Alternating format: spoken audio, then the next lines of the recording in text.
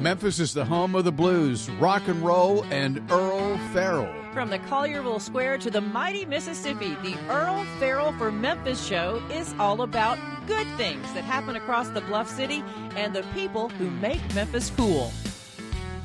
The Earle Farrell for Memphis show is made possible by our title sponsor, Southern Security Federal Credit Union. By Dive Shop and Dive Ventures nationwide. Jim Harris Chevrolet with George Gully. For Memphis Magazine. The Live at the Garden Concert Series. And the Orpheum Theater Group Memphis. And by Mitch Wright Plumbing, Heating, and Air Conditioning. Family owned and operated for more than 40 years. Thank you to all the sponsors for making this possible. And now, coming to you from Lansky Brothers, Clothier to the King, inside the world-famous Peabody Hotel, with the heart of a cowboy and Memphis in his soul.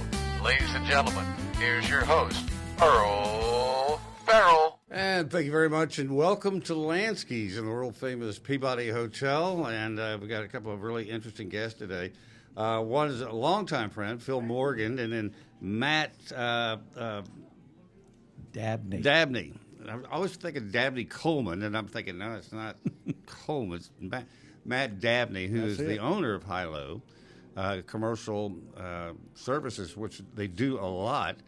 But I think what's the most interesting thing about both of them is the fact that Matt had an entirely different career and had a tragedy in his family, had two small children, and had to work for a big corporation. And anybody who works for a big corporation knows that they demand a lot of your time, and it's the way they want you to spend that time. And he had to find something else to do. Phil Morgan has worked in broadcasting for years, and then he started a company with some other investors and did that for a number of years, and they ended up dissolving that partnership. Phil was looking for something, and Matt is out there trying to run a large business in a number of locations with the people who are out there. And Phil, what I think is really interesting, let's take a two-shot of these and we'll identify. Phil is the handsome guy on the left, and Matt is the handsomer guy on the right with the beard.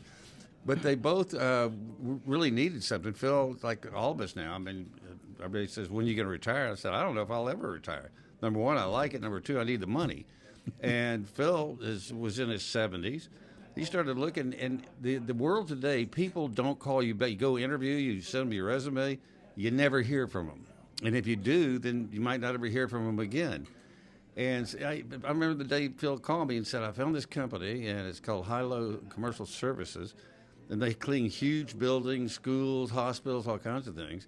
And I think that would really be something I could do because I know so many people. And I said, you know what, I think that could be a great thing. And, Matt, you got into the commercial services business because you kept talking to people and say, we can't find somebody to do the job right. That's right. That's absolutely right. So, and I guess the whole point I'm making is there's so many people who are out looking for something. They hate their jobs. They have to have the money. They can't retire. But they can't find anything else. And what you guys did basically is you invented your business and saw that there was a need for it. And Phil came across you and said, you know, I think I can help him do what he does. And when you met Phil, I mean, and you started talking to him, because you told me that the last time you were on the show, you have a criteria when you interview somebody about a job. There's one thing basically you want to know, and that was, did they ever do a job that they hated? Yeah, and worked their way through it and found a way to make it better. And when I saw Phil come in, he sold me after 2 minutes, but he kept talking for 30. So I was ready to hire him. I needed somebody that had been out there and actually worked. Hey, you guys, Earle, you know my background as well as anybody. I've always been in growth businesses. We've always grown our businesses. I've always liked, enjoyed what I've done. And when they told me about Matt and what he was doing with his company, I'm going, janitorial? I don't think so. I said, in all the businesses that I've run, that was one of my biggest pains to deal with. And but they talked me into talking to Matt. He was in Florida at one of our locations down there when I called him, and very nice. He called me right back, and he said, I'll be back in Memphis next week. Let's get together. And when we got together, I was honest with him. I said, you know, this is something I hated to deal with because I couldn't depend on people. They wouldn't show up. They wouldn't be on time. And he said, well, why don't you just do this? Why don't you just take a ride? One of the guys was there that day, and then the next morning I rode with another person. And the first guy that I rode with did mostly post-construction type cleaning. The first place we went, he was on his way to the new fire station in Collierville.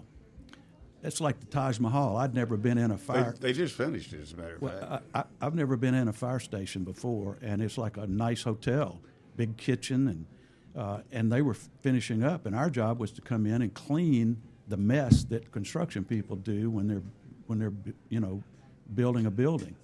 And so that was the first thing I saw, and I'd seen some of the work that they'd done to clean up, and I'm going, no, this is pretty impressive. And then he took me down to Colonial Country Club. Right across the street, there's an apartment building that they've built, really nice. This company cleaned that whole thing from the after they built this building. They'd already started renting apartments, and I got to see what the crew was doing with the last section of that apartment complex, and it was very impressive. And I'm going, this is this is cool, and the guy I was with was impressive. The next day, this lady took me on a couple of her calls just to see what she was doing. She mainly does schools, and the first place we went was in Cordova, and I'm familiar with Cordova, but the way she was taking me, I had no clue where. She was taking me to the Cordova Charter School, which I think we have pictures of. Just a second, let me get down to them. We went through this school. Okay, there you go. What our job is as representatives, we check on everything that's done at least once a week. We're in that building, and so she's got the key and the codes to get into the school. Everybody knows her in that school. She's walking around, and everybody's smiling. They love her. And in addition to that, what I'm watching, every place she's going, she's rubbing her hand across to make sure that all the dust is gone from every little crevice. That's what I was most impressed with when you told me that. And we're looking at a picture of inside the school. Look at the floors, look at the signage, the lighting. It is absolutely sparkling. And we have a person that's there during the day to make sure that they clean up the little messes and stuff. But then we have a crew that comes in at night to the school, and they straighten the desk up and make sure everything's just like it was in the first thing that morning. They disinfect, and that school was beautiful. I could not believe how nice it was, and I was sold. And that's when we went back and we're doing well. Matt, when you first heard about this, what was it that made you go, there's something missing with most of the people out there doing this work? Well, there's a lot of miscellaneous work. A lot of people clean and do floors or what have you, but do they do the air conditioning? Will they paint if they need something? So we try to bring it all together and manage the whole project. Like we may go to a car dealership and we're cleaning every day, but we'll also paint, we'll repair, we'll clean their coils on their air conditioning on the roof. I mean, we do the stuff that most don't do, so it's kind of a one-stop shop. We'll do their landscaping. So, like here at the Peabody, we're so fortunate to be able to do our show here. I see those guys inside the Peabody doing it all the time, but they're all either contractor staff that do it, but most people can't afford that. And so it's no longer the days where you had one janitor in the whole grade school. He's the guy that came and cleaned up the puke in the third grade. That's all I remember. Yeah, I just know I didn't listen to it. When somebody started that, I go, my. If I may interject something, one of the things that I was also impressed with about this company, they also supply people to help the Peabody or hospitals.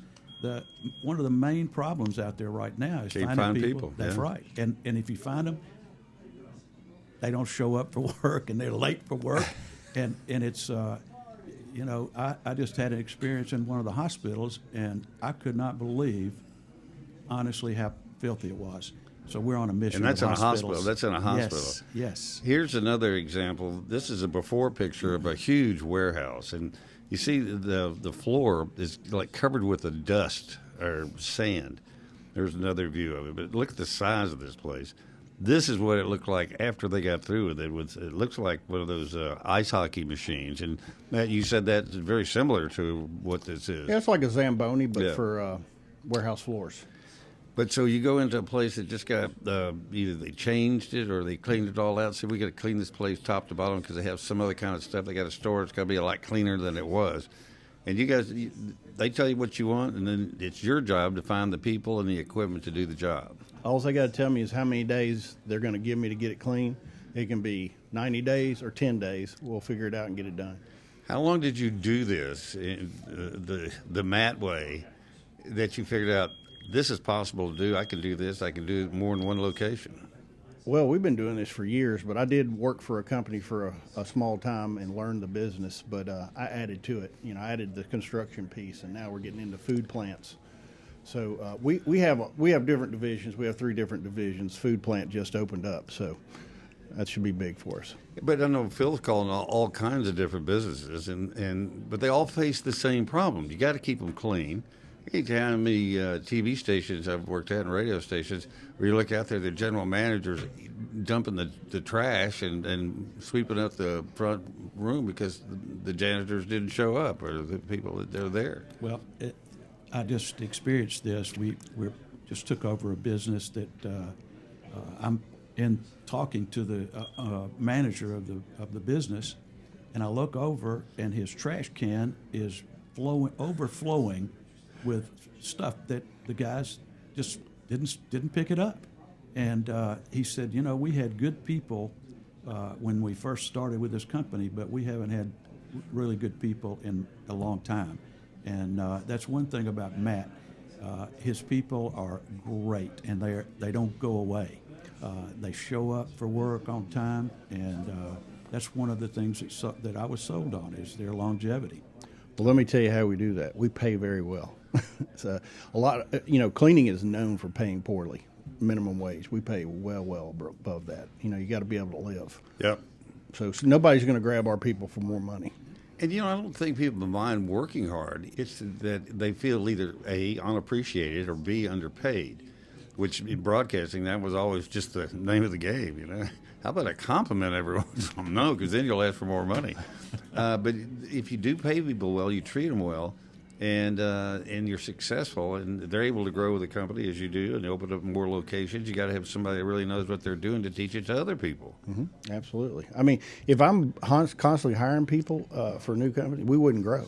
I have to have the same people there. Once they learn it, they're good. We check behind them constantly, but we know we can count on these people, and I pay them accordingly. Well, if you know somebody's checking behind you, you don't do anything you shouldn't do because you don't want to give up the money. Because it's no fun. And Phil, you were looking for a job for over a year, and you found out that there's most of them that you either after you got around them, you didn't want to be there, or the way they treated you, not calling you back. I mean, that would infuriate me. Is that a yes? Yes. Yes. Thank God I called you back. What has been the biggest surprise to you, Phil? That everybody you call on, because you told me that they want to talk. You do the job. I mean, you guys get it done, and you start giving examples like you just did here. Yeah, I was talking to Matt this weekend. He was in Nashville, which we have offices Nashville, Little Rock, headed to Fayetteville. We got 2 things down in Florida, and all in between. But Matt was telling me that Nashville is exploding, and we're hiring new people in Nashville. You know how there's cranes everywhere in Nashville, and so we're doing the same thing. We're growing as well, and I guess they're having the same problem that everybody has here. You can't find people. You can't find people to do the job right. Yeah, fortunately, that's not one of our problems. Well, it is. I mean, that's how you solve it. But I think it does take all the different steps you take to make sure that they're all doing the job, and that you got people that you can count on, which is huge. Yep, I agree. When you say you call on somebody and they say we need you to do this, is there any that you had to turn down? Said we're not going to get into that. I go back to Matt, and Matt goes, "There's nothing we can't do," and he means it. Well, I'm 9 phone calls away from learning anything. You know, we flipped houses for a while, and I said, "What is your biggest problem?" They said, "Well, we can't get our counter guys to get granite countertops in quickly enough, and it's really holding us back." Within 9 phone calls, I figured it out, and we were doing granite countertops. And so you found the source. You have to learn something. I mean, there's no reason to not learn something. If you're missing out on money, figure it out. Yeah. They're stealing. That's usually what it is. You give an opportunity. But that is, I mean, I used to be that way too. I worked for a company, and they said, if you want sack gorilla poop, just tell me how much you need and give me a couple of days lead time, and I'll get it to you. And which is, it's a can-do attitude, but which I grew up in Texas, that's the attitude about everything. Everybody felt that way. And it wasn't until I came to Memphis, and they'd go, well, do you want to do it the Memphis way or you want to do it the Texas way? I'm going, I was always the Texas way. And people that do, when they say, I'll be there, they're there. And I'll have these people here, they're there. And so it's just doing what you say you can do. Under promise, over deliver. Yeah. Yeah. That's the way to do it. If somebody was interested in, how do you do it? Do you come in and do a site survey? You call them, you come in and look at what they want done and take notes on that, and then come back and figure out how to do it? Yeah, we basically look at the hours, the man hours it will take, and that's what we base our price off of. Because labor is expensive, but I don't think people mind paying for it as long as they get what they want. We're not the most expensive, but we're not the cheapest. We're somewhere there in the middle. And sometimes we miss out on bids because we're not the cheapest. They were looking for that. But then the next time we bid, they're like, you know what? I don't mind paying for it this time. Yeah. So. Bill, you got a brochure that kind of lists some of the things you do, in case we didn't talk about them before. The name of the company, though, is Hi and then -Lo, commercial services. And it's all kinds of commercial cleaning. I do know that Southern Security Federal Credit Union just opened their new building, and I was there all the time during construction. And it was amazing how, next to opening day, how much debris was in that building before they cleaned it up. So construction cleaning is a very big deal. What is the 5-star services? That's just basically how we do things. The check behind, the up front. Like we'll go into a client and we don't just start cleaning. We bring in extra people and detail the whole thing for free. That way our cleaners are not playing cleanup the whole time, catch up from the last crew that left everything dirty. We come in there and get it spotless. And that's no charge to the client. That's a deep clean up front. And so that way they know what it's going to look like, and you will maintain that. That's correct. See, I don't know anybody that does that. They come in and empty the trash and go, do we got to spray stuff in the bathrooms? Yes. Well, I think it's amazing what you're doing. I think it's amazing that you found Phil found you, and that's what I guess my other message here is to people out there. If you know somebody, if you've got somebody that's a relative, and they can't find what they're looking for, because I talk to people all the time and said, I've been looking for another job. If I could leave this one, I would, but I can't. But I always say, think out of the box. Don't think about what you've always done in the past. Think about who's doing something that you could be a part of and be successful, because that's really what everybody wants. And because there are people I talk to all the time, I'm scared to death I might lose my job. I said, what would you do? And they said, well, I guess I'd go get in line and apply for jobs. And my attitude was, I can't find something, I'll make something up myself, which I've done for years. And Philly, you know that. And I said, well, I got to find something to do. What are you going to do? I'm going to make something up. And I did. I made this show up, as a matter of fact. Yes. So never give up, and always look for something you can do, but be looking for people you can work with. That's as important as anything else, because that's why some people hate their jobs. They don't like the people they work with. Yeah, office culture is huge. I mean, we've had to rearrange our office just because some people didn't fit in, and they realize that. But we all want to enjoy each other's company, and we have a lot of fun things to do at work. We have a little fishing pond right beside there. If you get stressed out, head over there and throw your fishing pole in the water. In fact, you're going to help me. My son just bought some land down in Mississippi. They got a lake on their 5 acres. I said, I know where we could go net some fish. That's right. Please, get some of them out of there. I overdid it. Absolutely. Matt Dabney and Phil Morgan with HiLo right here in Memphis. And how many other cities are you in? Like four now, I think. That's how many I visit anyways. Well, if you're looking for somebody to clean up that does a good job at it and is consistent at it, give them. You got a phone number you could give them? Call 901-240-3427.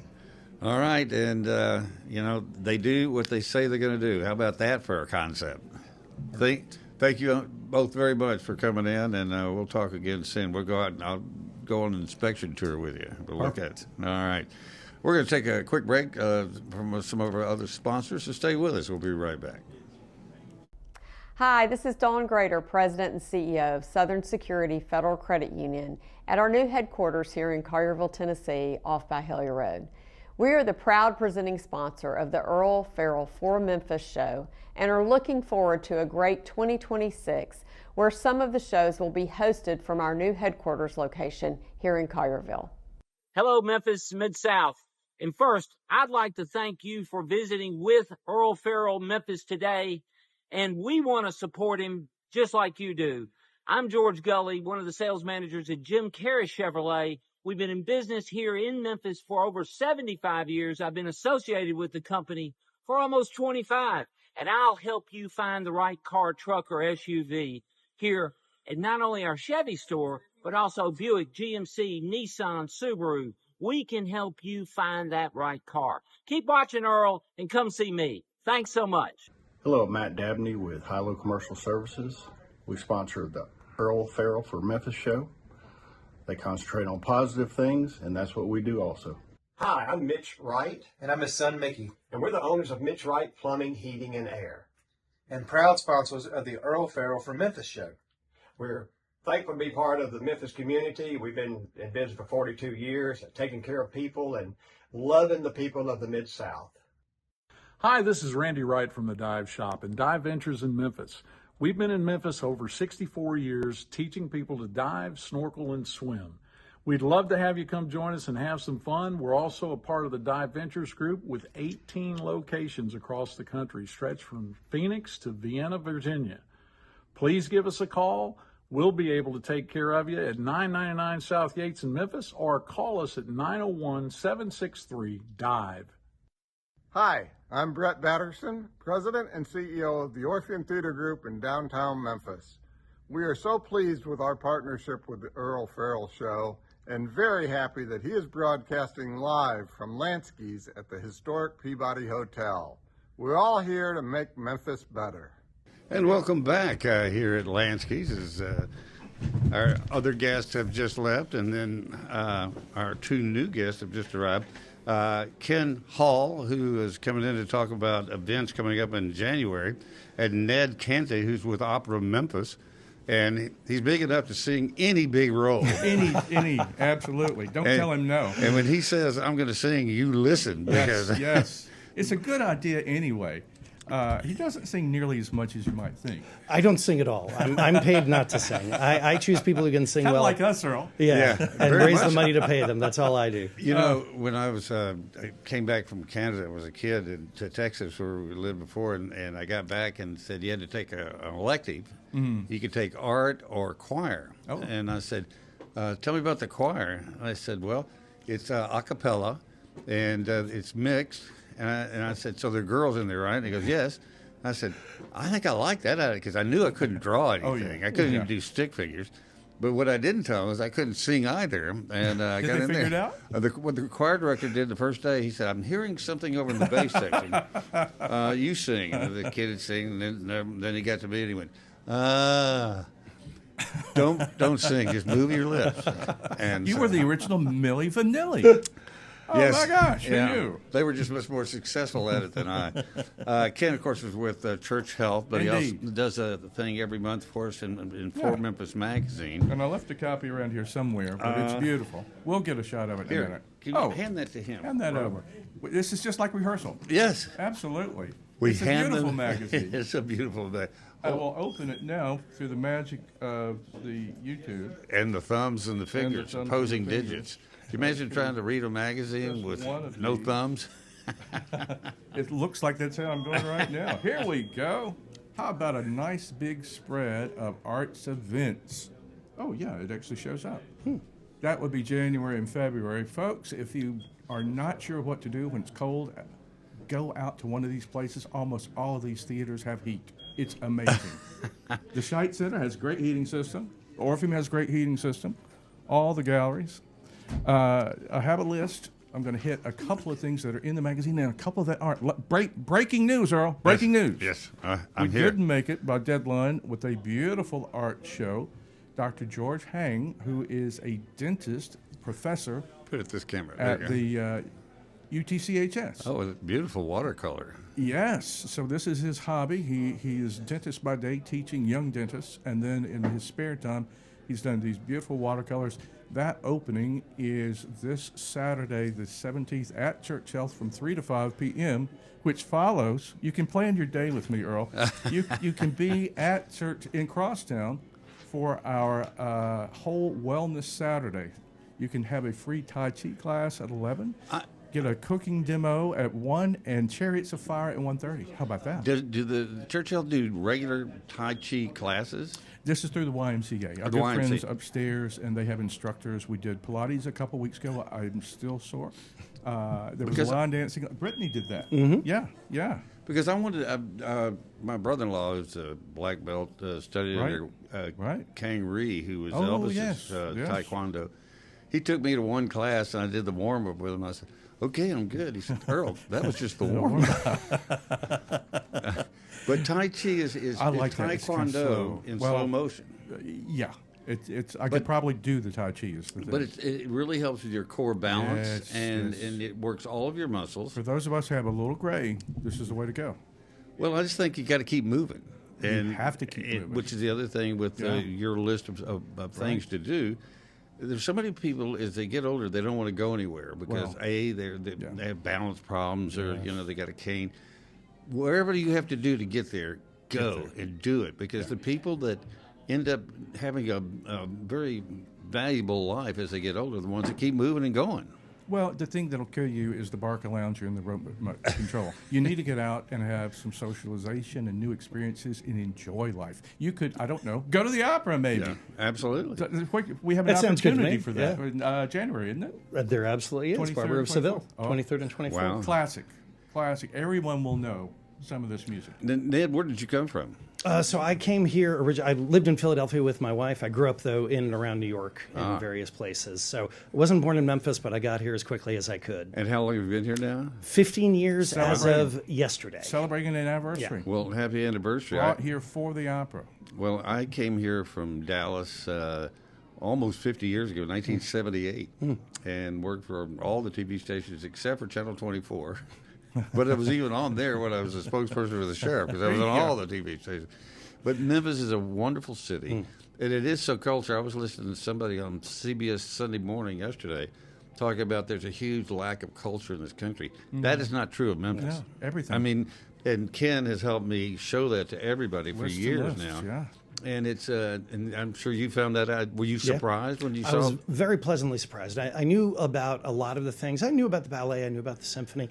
I had no idea about, for instance, the visual arts scene. I've met so many talented people there, and all of the other feeding organizations, all the small theaters that feed folks into Theater Memphis, Playhouse on the Square, the Orpheum. Those I just didn't know as much about. So it's been terrific. My wife and I have seen more things, we saw more things together, went out more in our first 3 or 4 years here than we had in 10 years of marriage before then, because there was that much to do and we could afford to do it. And that's the other thing. The cost of living here is so much different than any of the big northeastern cities, from food to everything, even attending different cultural events. So it's a doable city, and I worked as director of development for the Orpheum, and I saw how much they did, and then Pat Halloran really spearheaded a lot of that. And then they started doing the feeder theaters, and then they have the end of the year thing where they elect the best talent. And they send them to New York to perform in one of the theaters on Broadway. I mean, that is incredible. Because the kids that start off usually in the choir or something, but they don't know opera. How do you develop people into the opera system? So usually it's, kids in choir working on musical theater, they'll have a teacher. Sometimes it's in church. They'll have a teacher that will just hear that, okay, you might have just the physiology. You might have the right kind of resonance. You might have the right size lungs to be heard in a great big house, and they'll get sort of tracked. So for instance, we work with Stax Music Academy over in Soulsville, and a few years back when the Met was doing a show, we were working with some of their students on voice, and a young man sent in an audition tape to the Met and got hired as an understudy.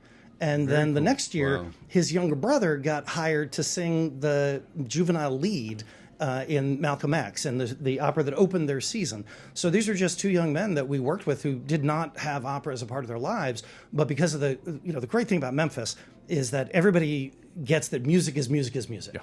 There are no genres other than good music without a soul, or bad music without a soul, or good music with a soul.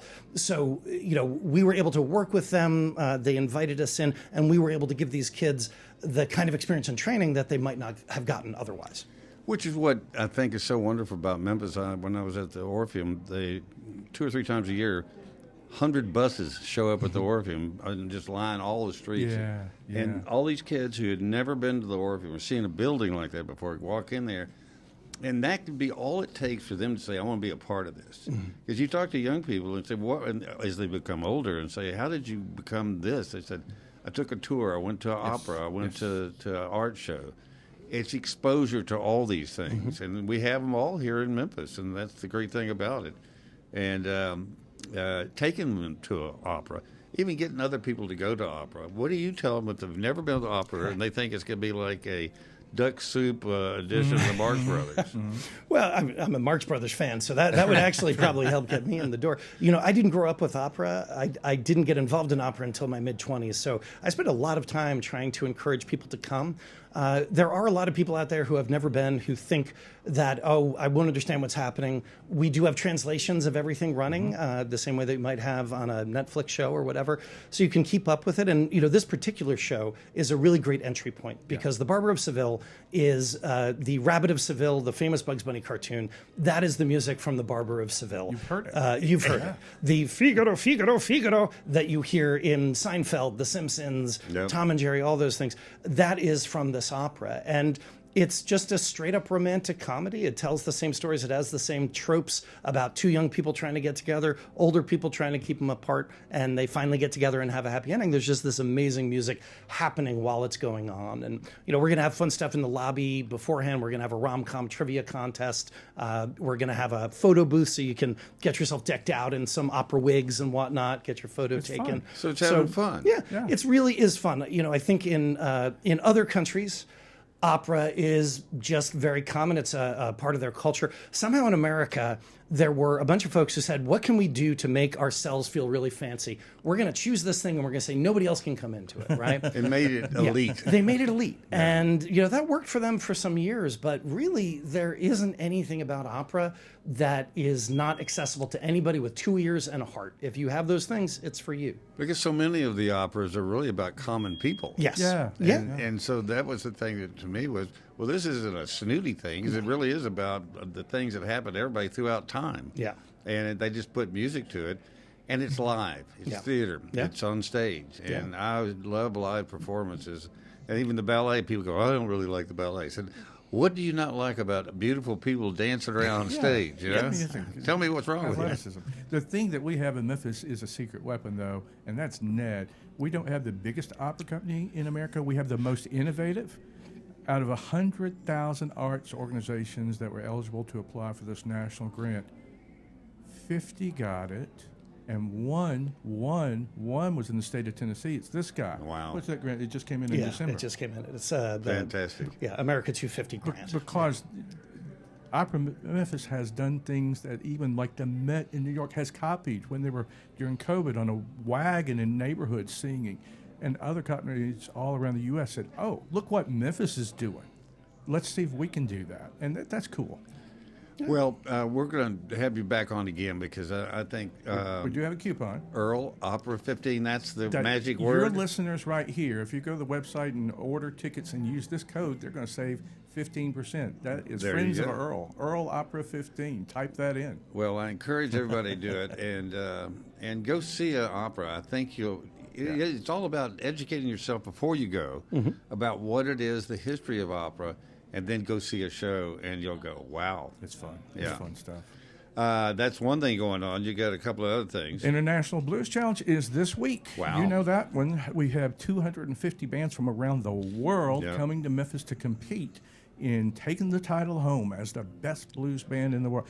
And it's all on Beale Street. It is so much fun to hear. Every venue has a Every different venue performer. will have probably 8 20-minute sets per night for 3 nights. And you're going to have blues bands from Ireland and Greece and Finland and the U.S. And it's amazing, the talent. And they love Memphis. They do. And Oh they my come, gosh. as you said, they come from all It's over the a world. pilgrimage. What the people in Memphis don't understand is we're the mecca of blues. Yeah. In Memphis, and they're all here for a week. I had them on my show. Maybe we can Sure. get somebody on.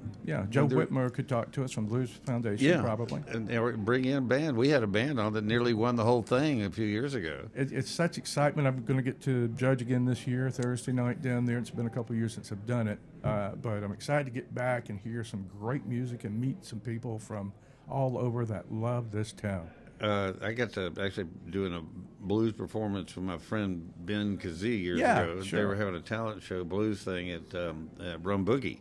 He said, I need somebody to come on that's really bad right before me. And I had a friend that had a trombone, and I'd figured out how to play a trombone budget like a kazoo. And so I got up there and made up a song called If I Ain't Got No Money, I Ain't Gonna Get No Honey. And people in the front row were just slack-jawed. They were going like a dog. Man, I'm trying to hear that. Oh, my gosh. But even I loved that. And but the blues are such a big part of Memphis and great. And That's it's exciting. getting more popular. Young kids are getting into blues. Yeah, it's like opera in that it's not just this one thing. It continues to evolve and grow, and there's people doing different versions of blues, and it's beautiful. Yep. So that's cool. We've got the 50th anniversary of the Dixon Gallery and Gardens coming up on January the 25th. Which is one of my favorite places in Memphis. It really is. Kevin Sharp's done a great job over there. Every exhibit they bring in is better than the one And before. do you know they have Monet and a Manet? Their permanent collection. Yes. Yeah. And people don't know that. I mean, it's I've had visitors from Europe that go into that and say, Just "Oh be my able to gosh, see it. you've got this." Yeah. Yeah, it's pretty cool stuff. Our good friend Pam McDonald that you had on the show a month ago with the new Shapeshifter Art School. Yep. She's giving a luncheon talk on the 14th at the Dixon about the new gallery. So they do a weekly munch and learn. Update. I love that, and it's a different topic. They're all, but she's talking next week, so we want to catch that. Memphis music presentation at Elmwood Cemetery. All the deceased stars. They all surface and They play all again. surface. That's on the 17th. Our good friend Ken Bilden over there is doing a great job. What else have we got? Which is Willie's wife, right? Yeah. They are the cutest couple ever. I Period. heard this story just the other day about they went somewhere. They stuck take in the these mud. little trips. Yes, And they yes. got stuck in the mud someplace. Like it was a couple of days or something. Yeah, crazy. and it's like they're eating candy bars from under the seat because they're starving to death. I got to get him on to tell this story. I think he's a good storyteller. We start Taming of the Shrew at Tennessee Shakespeare Company on the 30th. Dream Girls at HiLo Theater on the 30th. A lot of our theater opens on the same day, but it's okay because it runs for a month. Blues Boy, the B.B. King story. That's a new book by author Alice Faye Duncan. That will be at Novel Booksellers. We love that place. And Yep. Lee Brother Food's so good. Oh, my gosh. It's a great restaurant 30th. there, yeah. Yeah. Brahms Symphony No. 4, one of my favorites. The Symphony on the 31st. And we've got a whole bunch for February. I think I'm back with you on the 11th. With Joe Turner, we're going to talk about the magic show that Church House is doing. We had him here. Yeah. And yeah. he's a great one. He was doing up close and personal magic for us. And We've got a 417-seat theater, so we're going to have cameras doing the up-close part. You can see it. I always like it when they make the audience disappear. They want to make me The show's disappear over. often Bye. over there. And then for my Sherlock Holmes fans, the 52nd annual Giant Rats of Sumatra dinner on February 7th. This is Sherlock's birthday. That's at the University Club. And everybody is as goofy as you think. Do they because dress I'm up one with of them. the We got the two- deerstalker hats. Is yes. that what are those? Deerstalker. Deerstalker. Yes. Mid-South Scholastic Arts Awards that day. Works of Heart. benefiting the Child Advocacy Center is that night. Gets to be the time of year where we're picking it up again with all these great events. I love it. Well, it is good, and we got Thanksgiving and Christmas behind us for another Yes, year. thankfully. Every year. I want to take an Ambien around the end of October and wake up in January. Is that healthy? Is it over? Is it over? I'll tell you what, though, the decorations here at the Peabody were just incredible. Oh, I came to the Christmas Day brunch for the first time. Isn't that incredible? Oh, my gosh. They had a gingerbread village that was huge, the Christmas tree, and then all the garland and the poinsettias and just the whole. And then after Christmas, we come walking in, and it's all gone. I went, oh, man. It's a big change. And they do all the work. I just get to look at it. That's the best part. Oh, man. But lots more coming up in February. 5 Fridays with Jazz, one of my favorite things that happens at the public library. We'll hit that. And that is really something that started a few years ago. And it's like every Thursday night or something. Friday night. Friday night. And believe it or not, they will serve you an adult beverage. Yes. You know, they never did that when I went to the library. I mean, we've done away with the fines for the late books, and now we have wine. Life is good. Yep. Well, I always love the library. Well, thank you both for coming, Ned. Nice meeting you. I look forward to having you back on and maybe bring one of your performers in. And I would love that. That would be great. And we'll do that. Ken Hall, we always and hold up the magazine again if you got it handy. I just happen to have one. For Memphis Magazine just hit the streets. This is a new edition, and there's a great little thing in there with Hal and Julie Lansky. Yeah, and, the wedding section. And the whole wedding section is amazing, and that's it. That young couple there is, and all the great parties. Yes, with brilliant photography. Yeah, it's a great magazine. Oh wait, that's me. Sorry. Some of it's good. Pardon me when I pat myself on the back. No, actually, Frank Chin and some of the other guys have some good stuff in there. But this is also the wedding issue, and there's some great photos of that. And so you pick it up just about everywhere. Yep. Novel is one of those places. We love it. One more reason to go. That's right. Well, that is our show for today. Thank you for tuning in. We'll be back on Wednesday. Please join us then. In the meantime, if you didn't see the whole thing, you can watch it again here on Facebook or on YouTube or Spotify. We'll see you next time.